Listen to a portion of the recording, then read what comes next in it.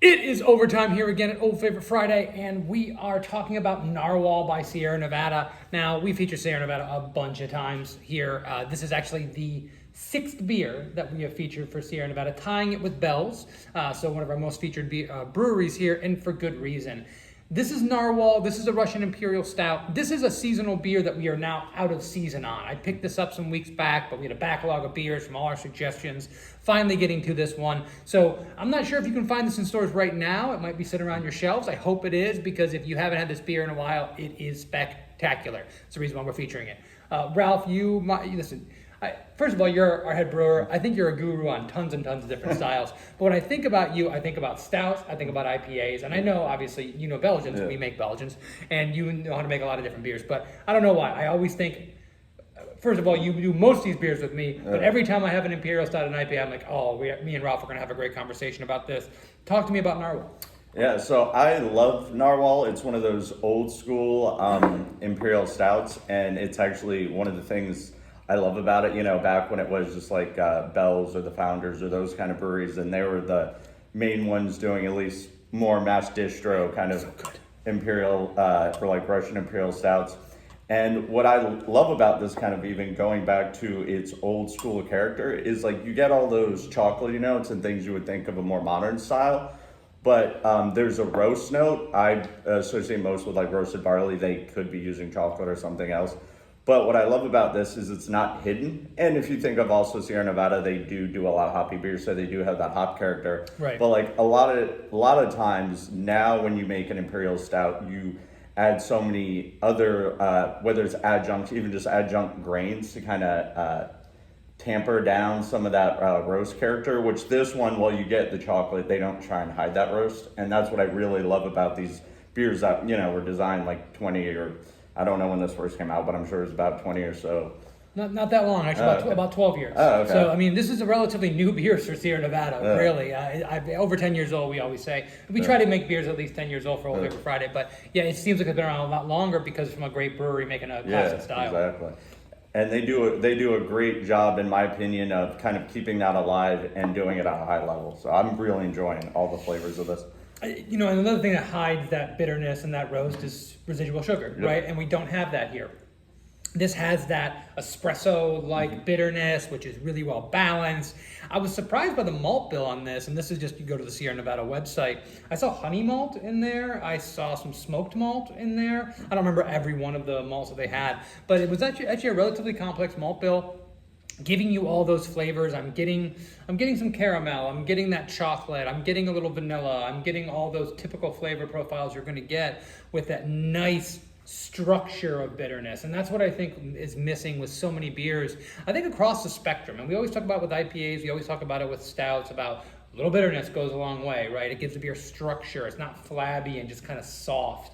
Whereas, but I think it even goes for lagers. I think it goes for pretty much every style. You need some kind of structure. In the wine world, it's like the tannin structure or the acidity that gives the wine the structure. This has that great scaffolding to build on.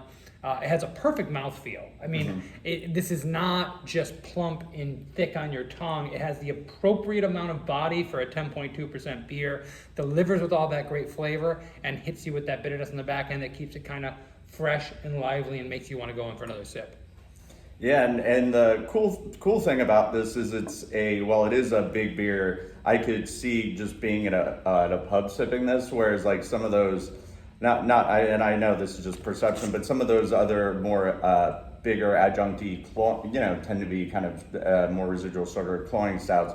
You think of like, sitting in someone's little bottle share with like 5 craft beer nerds, and that's wonderful, but it doesn't make me want to like go chill at a bar with some friends. But another thing about just kind of that whole thing and even the flavor of this that I really like, and I'm going to steal an expression from a friend of mine, but it reminds me of an adult dessert. Like if you go to like a chocolatier or have like a dark chocolate or even like a well-learned like pastry stuff for some, they don't just throw like sugar in it. It's not like when you have a kid or something and you're like, here, you give them the Cadbury egg or something that's just overly sweet. This, like you said, it has those complexities, but it gives you perception of sweetness, but there's even savory notes. So it's something really enjoyable. If you've been drinking a lot of, craft beer for years and years, and you have even a quasi decent palate. I like to think I do. It's kind of nice to go to because it's not just that one note hit you over the head. There's more to it.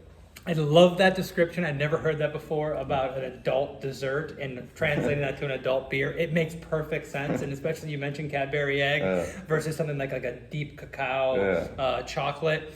I mean, there's a little problematic calling this an adult beer because you have to be an adult to have it. But listen, you know, there's debate whether at 21 you're really much of an adult. Yeah, exactly. I certainly wasn't. But if you look at this and say, like, what is the difference between like a typical pastry stout and this? I think it's a little more grown up. It knows what it's trying to be. It's not trying to be flashy and impress you and wow you. It's trying to give you a complete experience. And if I had this beer at a bar, if this was on draft, I'm going to have one of these and I'd want another one. Yep. Now, it's 10.2, which means I would have had 4 beers in that period of time. But as you can see, I've already drank half that glass. It's drinking really, really well. It hides the alcohol extremely well. I mean, it ticks, I say this a lot, it ticks all the boxes. When you're trying to build an Imperial Stout, you could do worse than to take this beer, a beer like Old Rasputin, you know, there's just so many options. We've done so many here. I mean, even Guinness Foreign Stout. Like, you can take these beers, you can try them all and go, man, what are the things that are like the through line of all these beers? And it's that nice bitterness structure. It's a well-formulated beer with layers and nuances that open up as the beer warms without hitting you over the head with one flavor. And it's a reason why they have staying power. It's a reason why you go back to this, and it's a reason why Sierra Nevada has been doing what they've been doing for so long. Yeah, and the words that come to my mind is it's not too much, because I even think of it because I do love stouts and IPAs, so you're 100% correct about that. But I was going to say with kind of like both of those styles, and they are both things that Sierra Nevada is known for, but you can always, you know, be that over the top, as I call it, the loudest voice in the room.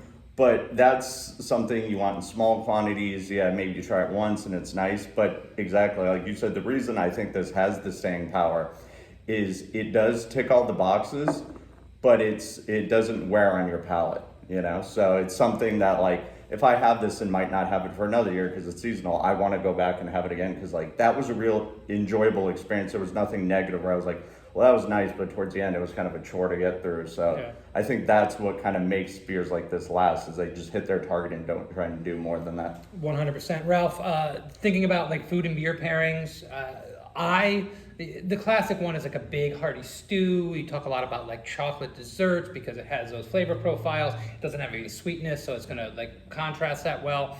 I think about this, I like to do a steak. My typical steak seasoning is 1/3 brown sugar, 1/3 kosher salt, 1/3 fresh ground black pepper.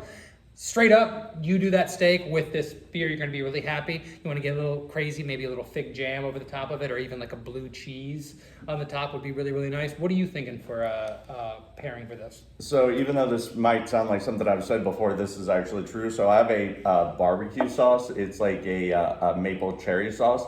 And part of it is a stout is the base for it. So I could see doing something like that where you have some sweetness, but then you're also balancing it, because even like you said, the smokiness in this, where you're balancing it with some kind of smoke character. As well as I could see if you did, and this is actually one of friends of the brewery does this, but actually if you had it with like a chili.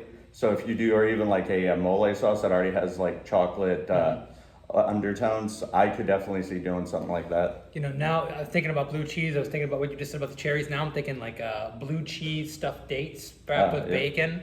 Yeah. That would be dynamite, right? We could talk about this all day. I love this beer. I love pairing food and beer together.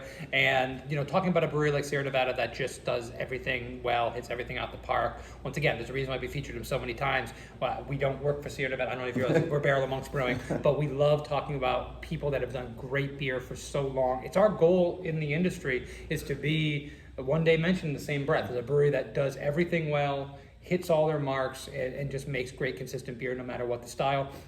We hope that you enjoy these beers as much as we do. We hope that you'll pick this up if you can still find it as far as the seasonal. If not, put it in the memory banks. Remember for next year, the second you see this beer, if you haven't had it, you've got to pick it up. It is a staple style. It is a staple version of the style. Also, please keep telling us about beers that we should be doing for Old Paper Friday.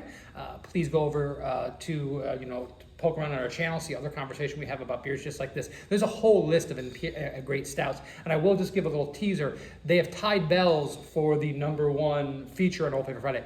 That will not last very long because there is there's a stout that I picked up recently that we will be featuring relatively soon here. If you know what it is or you have a guess on it, go ahead and put it in the comments, and we'll see you next time on Old Paper Friday. Cheers. Cheers.